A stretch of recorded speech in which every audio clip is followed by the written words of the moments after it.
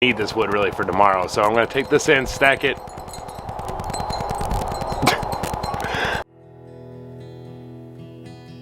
In my old Kentucky home, good night. Weep no more, my lady. Oh, weep no more today. We will sing one song for my old Kentucky home, for my old Kentucky home far away.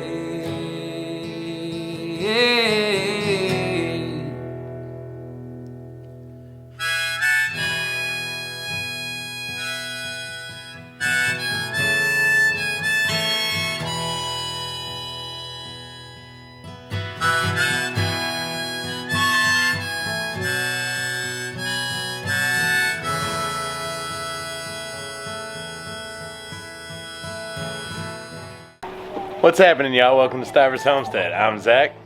And I'm Jen. And today we are prepping for winter. So yes, it is very early November. However, we have got a cold snap rolling through tonight, which I think a lot of the eastern side of the state, or the country. Oh, goodness. What's happening over there? Got waters flying out at you? So tonight we're going to drop into the very low teens. And then tomorrow it's going to kind of stay in the teens, maybe hit up to 20 as a high, which is very not like Kentucky for this time of year. This is very January, February kind of stuff. So we're going to take you around and show you some of the things that we do to plan for these really big cold snaps. It's a little early than we normally do, but either way, you got to watch the weather and you got to get some of these things done. Apparently right now, Jen is going to be cleaning out the fridge. So that's kind of her thing. Well, both of our things are making sure the animals are warm, which I will take you around and show, but then Jen's going to show you some of the stuff that she does to not go stir crazy in a cabin. Isn't that right? Yep. All right, y'all, let's go. So one thing I like to do, especially when I know a big cold snap is coming, and unfortunately this week I actually have to be at work a little bit more than normal. So Jen's going to be here with the kids, keeping the house warm. So a normal size cut of a piece of wood is about this size, which I would give you, I don't know, about 6-7 inches wide, about the same depth.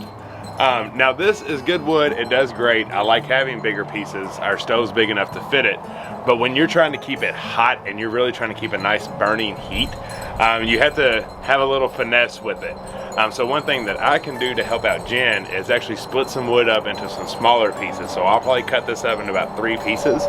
Now what that's going to do is, yes, it's going to burn quicker, but it's going to burn hotter and faster, and it's going to be a lot easier for her to maintain a very hot fire in our stove, rather than having to worry about how she's got it set, making sure it's not smothering out or different lines like that. So that's something I'm going to do today, just so she can have some nice small pieces of wood, kind of like kindling, but it's going to be a little bit bigger than that. So she's going to have 0 issues tomorrow keeping a fire going while I'm away.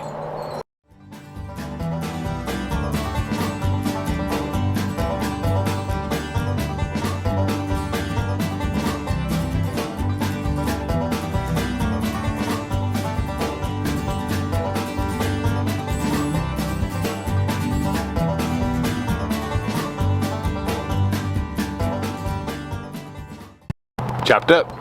So as you can tell, that's a pretty decent little pile, but it's definitely not. It's made for her to be able to have a hot fire and then be able to put the big wood on top of it, so she won't have to worry about it as much. So it kind of works as kindling. So now what I'm going to do is to plan, because it's still early in the day, and we need this wood really for tomorrow. So I'm going to take this in, stack it. American flag apparently wants to be on my head today. We're going to take it in and stack it, and so it'll be on the bottom. And then I'll put some of the big stuff on top while I'm here. I'll use that. So tomorrow, when it's about perfect timing, she'll be right into that smaller wood and be good to go.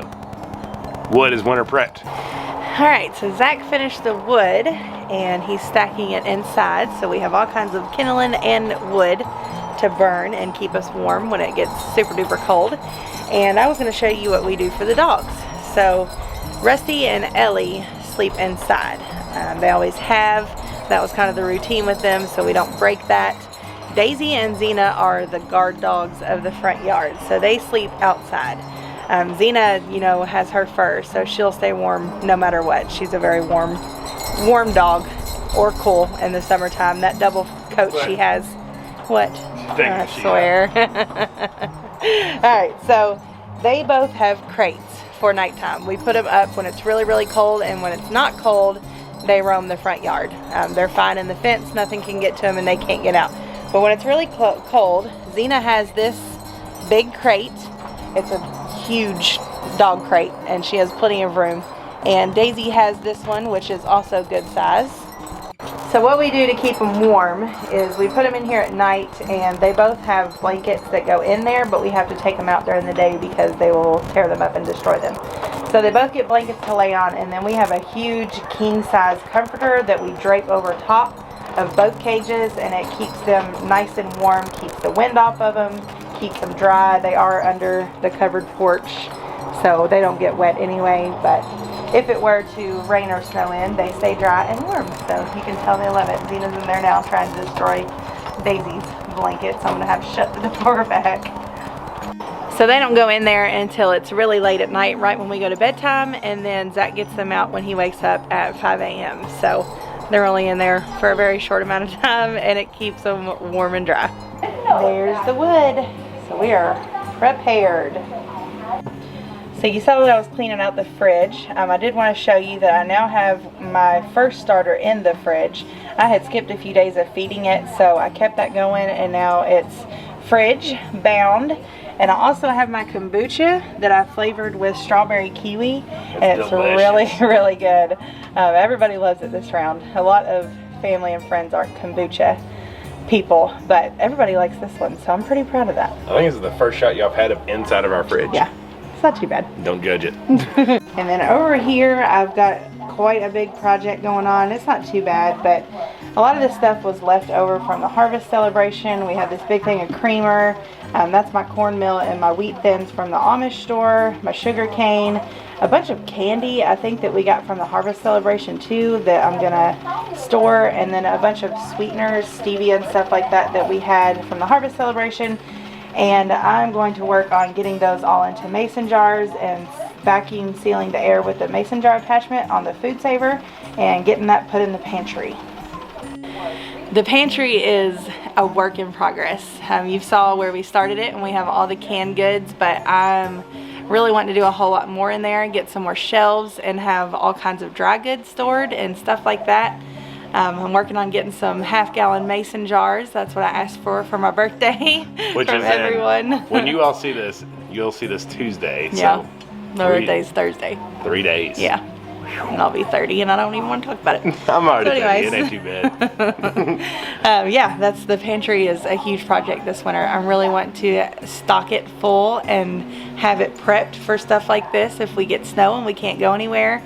And also just to have, because we get this kind of stuff like candy and stuff that we get in bulk that has to be stored correctly or it's not going to be any good. And this is stuff that we don't necessarily use, like the creamer and stuff. We don't really use that, but it'll be nice to have just in case something ever was to happen and you want creamer in your coffee. So. Right. And so two things. One, I'm kind of deciding, well, she's already kind of decided she wants whatever will happen the quickest, but I'm really liking our rustic look in our pantry right now. So I'm debating on, do we just buy some shelves, like those organizer things, and throw them in there, or do I want to spend the time and actually build it? We just have so many projects going on. So many. I might just give in and not build this one and just buy something that's already pre-made. And then secondly, the candy and stuff like that. I saw a meme the other day and I thought it was really funny. They said, you know, you're Southern after you've ate a really big meal and you say, I need something sweet after that. Yeah. That seems like it's always, so you never, it's nice to have a little bitty, something sweet. But I will show that. I'm going to put it on video when I do it. I got to get some jars first, so, and some shelves. So see, pre-made. And of course, nothing new here to do with anything with winter, but it is homeschool time. How's it going today? Good. You having fun doing it? Get your bear. What are you doing, Ray Ray? Why is you my tablet not distracting? Almost time for you to do a little schooling too. Okay, now we're out back. So you've seen the front, how we do our dogs. You've seen the wood that I help with Jen for when I'm not here. Goat house, so they're gonna be Yep. plenty warm. The boys, we are working on the same goat house for them, but they're a little bit different. They don't have the ducks and the chickens that get everything wet, so they keep their bedding dry and they cuddle really well together and they stay plenty warm. It was just the girls mainly because they do have all the other animals that make things wet and messy. But we're doing the same thing for them, just in the next few days. And to clarify, we're not talking it's gonna be like negative degrees tomorrow. It's just gonna be in the teens, which is the first big cold. And you know, like when you're moving from fall to, or from summer to fall to winter, 50 degrees feels like freezing, but when you move from winter to spring, 50 degrees feels really hot. Yeah. So that's kind of what we're hitting. It's just a big jolt and a drop in temperature to the teens. So that's why we're acting like it's a little bit colder than it actually is, kind of thing. Oh, we need to show the rabbits. Oh yeah. So Peppy sleeps in the greenhouse and he has no breeze on him or no wetness. He stays really dry and warm in there. It's basically like a tent for him and he loves that, so he's good in there. We bring him out during the day just because sometimes it does get a little warm, so he's out over there right now. Get a little breeze. Yeah, but at night we shut him in there. For the girl rabbits here, what we do is they are in this hutch. They have plenty of dry bedding in there, so they do cuddle together and stay warm. But on the really, really cold nights like we have coming, what we do is we have this blanket that we drape over top, which keeps the wind out, and then this big tarp covers the entire thing.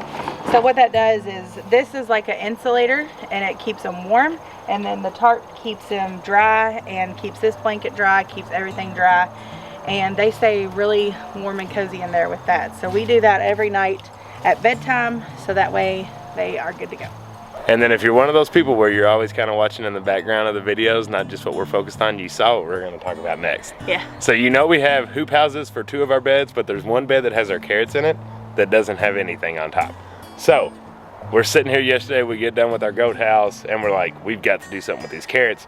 They can handle frost, and they can even handle a freeze, but they can't handle a deep freeze. You don't want them to get down to the fruit and It just stunts their growth. Yes, is what it does. exactly. So we don't want that because we want to be able to harvest them before it does get really, really cold. So wait until you see this. So this was all Jen's idea. I do not want to take any credit for this because she is obviously the brains of this homestead. We all know that. I'm just the grunt work, right? So we went down to Jess and Ma's a long way back when we got our baby goats, Anna and Buster, the white ones. And while we were there, after Maya had completed his window greenhouse, he had a lot of leftover windows. So if you remember, we got a bunch of them. I'm supposed to be making a sunroom slash greenhouse on the front porch. That's still gonna happen. But in the meantime, whenever she can like get it up on the priority list and not have other projects in the line, Jen was like, how can we use those windows for our carrots? Yep. And I was like, that's a pretty genius idea, but how are we gonna keep them balanced on there? Cattle panel. Yep. So let's look at this. So here's the shot of it. You can kind of see what it looks like. And of course our carrot tops are about this big, so they're nowhere close to touching the glass. But if you notice, we laid the cattle panel all the way down, so it's a 16-foot by 4-foot cattle panel. And so it fits on there just fine, and a cattle panel is very strong. I keep saying cattle panel, it's a hog panel is the one we got. But it's very strong and durable. It doesn't flimse very well, so it's gonna hold this window up very well. So all the way across, we have the cattle panel, and we just, like a puzzle piece, put our windows on. Yep, and that's my comfrey. I cut that back, and you can't really see the carrots too well. Pull that window. There you go. The carrots are very, very happy, and like he said, they're nowhere close to running out of room yet. So they are good to go in there. They still get the sunlight because it shines through the windows, and it keeps the frost off of them, the heavy frost, and they're just, I think they're gonna do really well in there. Yeah, and it looks cool. It does look really cool. So picture a cold frame. Yeah. That's in a sense what this is a cold frame with the windows. But it's not gonna keep it to where it gets really, really hot in there, but it'll protect the carrots enough to where it won't have that deep freeze and stunt their growth. Yeah. And then of course during the day you get the nice sunlight that turns it into a greenhouse. That's right. So one thing that we just didn't have time to get to, and we're basically just having to bite the bullet and sacrifice, and that's our cabbage and cauliflower. So we're not pulling them up. We'll see what happens. Pretty positive they won't make it though, because it's just gonna get so cold. But We've got our carrots, we've got our lettuces, we've got our kale, our Swiss chard, our bok choy, garlic. all of that's Still got planted. a lot of things growing. Right, all that planted, and nothing's gonna die from any of this freeze. Everything's gonna make it, and we can move on. Because after this little cold snap, we get right back to normal. Yep. 50s highs with 30-something lows, so everything's gonna be good and back to normal. But that is our winter prep. Yep. So we hope wherever you are that you're not gonna get too hard by this cold snap that's coming through. I know a lot of people out west. I was actually talking to John from Mountain Life Montana yesterday.